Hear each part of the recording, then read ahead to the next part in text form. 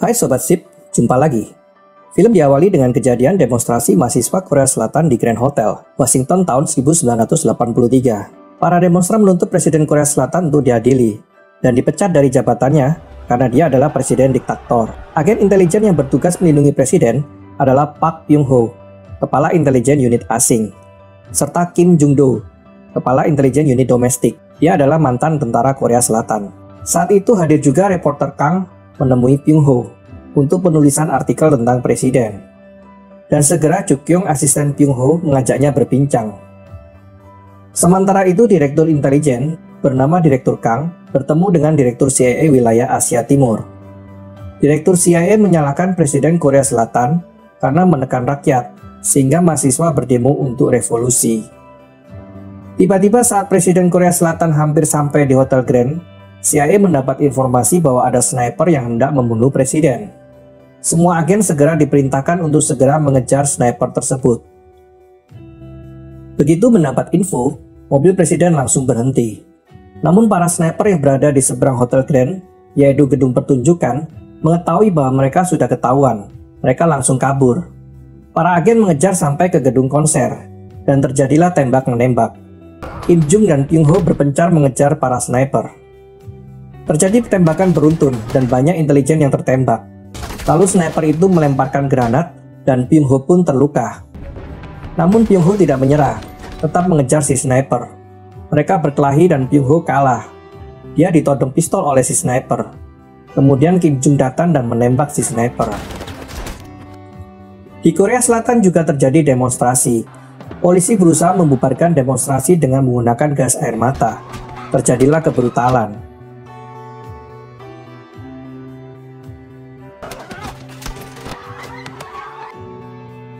Namun ternyata gadis yang membuka gerbang itu bukanlah gadis biasa. Dia diasuh dan dilindungi oleh Byung-ho.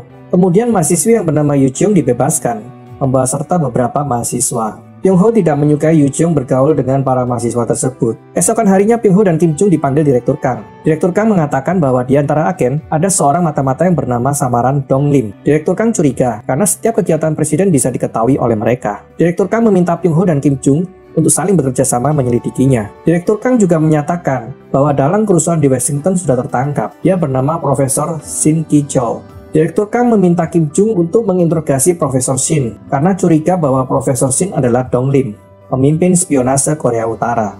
Lalu mereka menandatangani surat kuasa kerjasama penyelidikan. Kemudian Kim Jung menginterogasi dan menghajar Profesor Shin. Namun demikian Profesor Shin tetap bertahan mengatakan bahwa dia bukan Dong Lim. Sementara itu ada seorang pria yang naik sepeda. Pria itu masuk ke toko binatu. Kemudian dia mencocokkan jahitan di lengan kemeja dengan kode. Rupanya dia adalah penyampai pesan dari Dong Lim, 417 pasukan khusus kepada petinggi di Korea Utara. Kemudian Kim Jung mengajak Byung-ho makan di rumahnya. Istri Kim Jung menyediakan hidangan untuk mereka. Istri Kim Jung menyangka bahwa Byung-ho adalah rekan kerja yang akrab dengan suaminya. Namun kemudian Byung-ho berkata bahwa Kim Jung pernah menginterogasinya hingga syaraf jarinya tidak bisa bergerak sampai sekarang. Kemudian Byung-ho mendapat berita bahwa Profesor Pyo dan keluarganya dari Korea Utara hendak membelot. Mereka menawarkan memberitahu siapa itu Dong Lim, cetak biru reaktor nuklir, file riset, dan daftar penelitian. Sementara itu ada pencari suaka lainnya dari Korea Utara yang kabur dari negaranya, meminta perlindungan dari Korea Selatan, namun informasi ini bocor, sudah diketahui oleh Dong Lim dan mereka dibunuh. Di pintu keluar sebuah hotel di Jepang, terlihat Profesor Pyo bersama dengan intelijen Korea Utaranya. Byung-ho dan anak buahnya bersiap-siap untuk membantu Profesor Pyo melarikan diri. Lalu terjadi perdebatan antara Byung-ho dan agen Yang.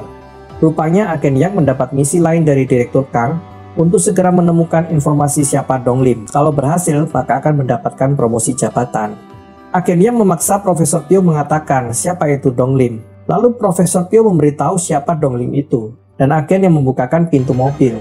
Namun akhirnya ketahuan oleh intelijen Korea Utara.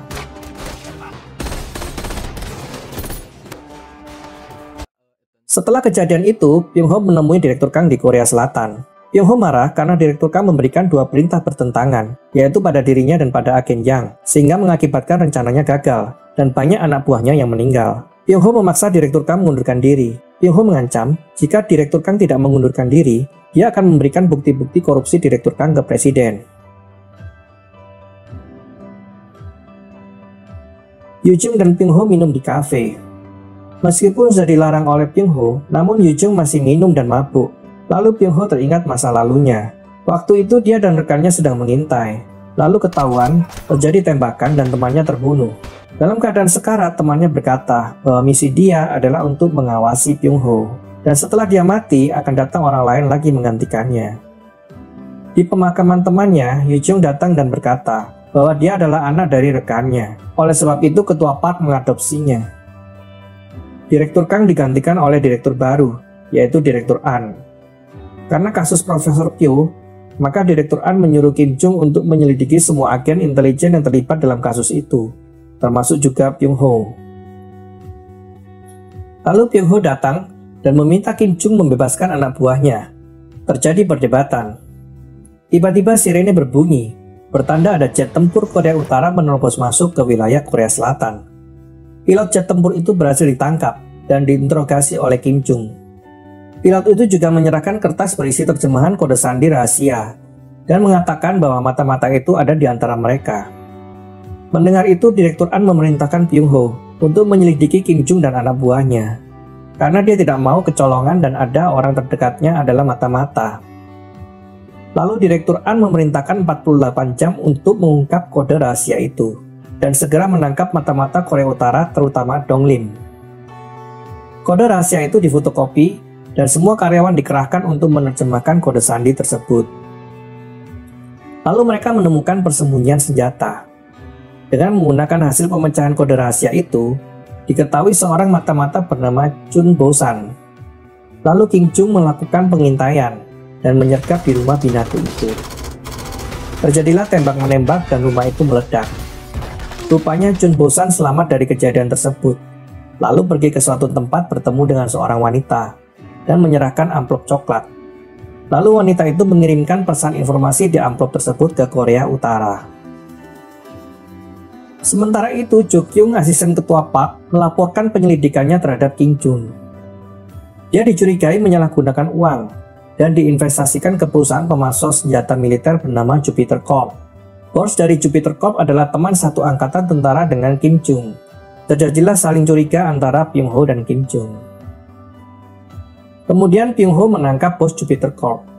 Sementara itu, Kim Jung mengamati serpihan kertas yang ditemukan di rumah binatu dan mengamati tulisan di kertas itu.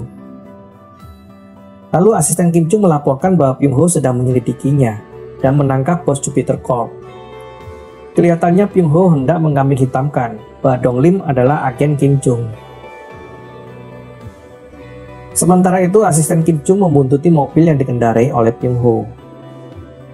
Pyung Ho menuju ke sebuah restoran. Di sana dia menemui Yoo Jung. Dia meminta untuk membebaskan teman-temannya yang ditangkap oleh Kim Jung. Namun ketua Park menolaknya.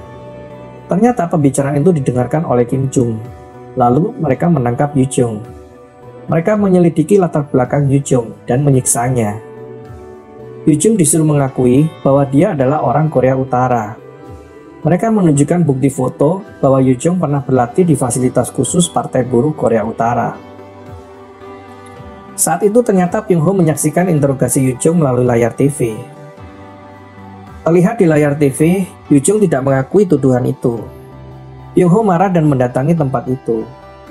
Kim Jung menantang Pyung Ho untuk melihat bukti-bukti yang ada di meja itu, bahwa Yoo Jung terbukti adalah mata-mata Korea Utara. Lalu Pyung Ho pura-pura marah pada Yoo Jung, padahal dia ingin membebaskan Yoo Jung.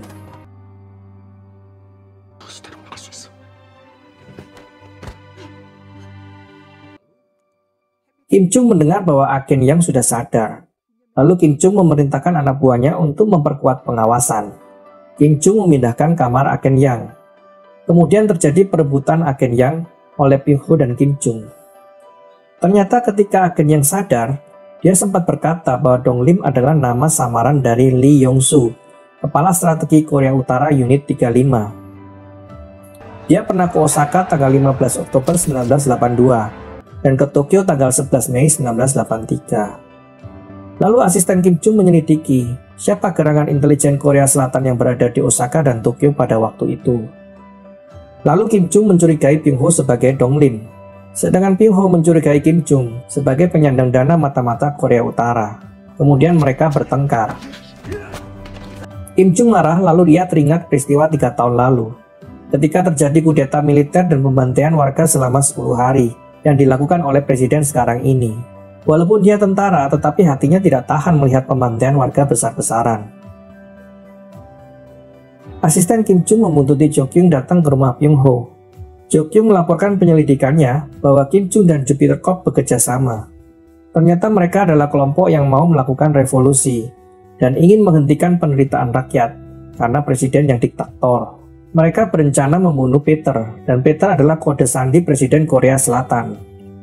Kemudian Jo Kyung juga menyelidiki siapa intelijen yang pergi ke Osaka pada tanggal 15 Oktober 1982 dan Tokyo tanggal 11 Mei 1983. Dia tidak menemukan nama Kim Jong pergi ke sana, namun dia menemukan nama Byung Ho berada di Tokyo pada tanggal 11 Mei 1983. Sedangkan yang ke Osaka tidak ada nama Byung Ho. Namun Jo Kyung curiga karena ada nama Cha Young-dae yang terbang berangkat ke Osaka tapi tidak ada penerbangan pulang. Lalu dia ingat bahwa dia pernah membuatkan paspor Byung Ho untuk operasi Berlin Barat tahun lalu dengan menggunakan nama Cha Young-dae. Kemudian asisten Kim Jong memberitahu Kim Jong bahwa Byung Ho adalah Donglim dan bahkan membunuh Jo Kyung. Mereka ditangkap dan disiksa. Semula Byung Ho menyangka bahwa dia ditangkap oleh Kim Jong.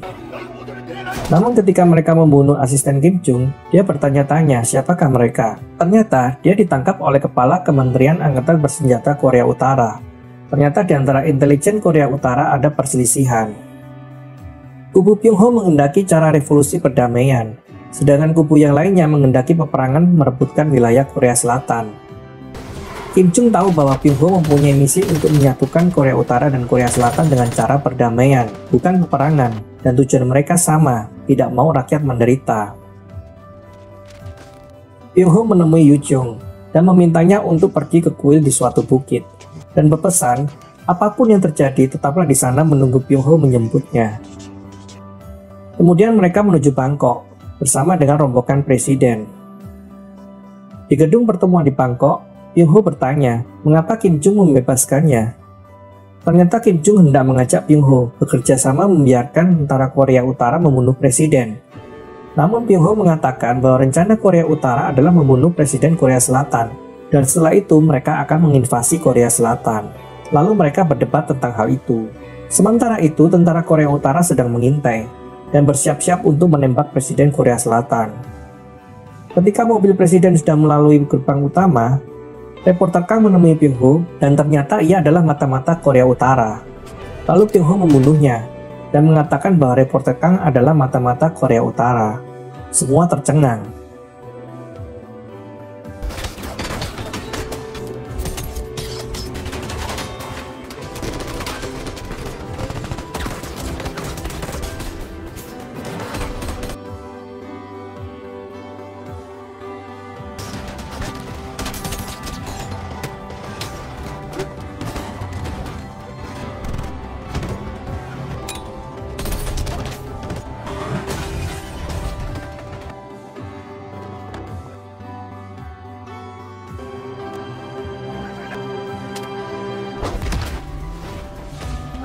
Kim Jong tergeletak.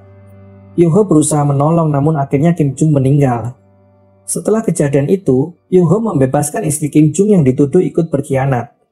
Ketika istri Kim Jong tahu bahwa suaminya meninggal, ia menjerit menangis. Setelah itu Byung Ho pergi menjemput Yoo Jong. Tiba-tiba Yoo Jong menodongkan sebuah pistol. Sebenarnya Byung Ho sudah tahu kalau Yoo Jong adalah utusan Korea Utara yang bertugas mengawasinya. Namun Byung Ho menyayanginya seperti anak sendiri. Dia membuatkan paspor untuknya, supaya dia bisa menjalani kehidupan yang berbeda. Lalu Byung Ho pun meninggal. Dan film pun berakhir. Jika kalian suka dengan video ini, tolong like dan share video ini. Jaga kesehatan dimanapun kalian berada. Sampai jumpa di video yang lainnya.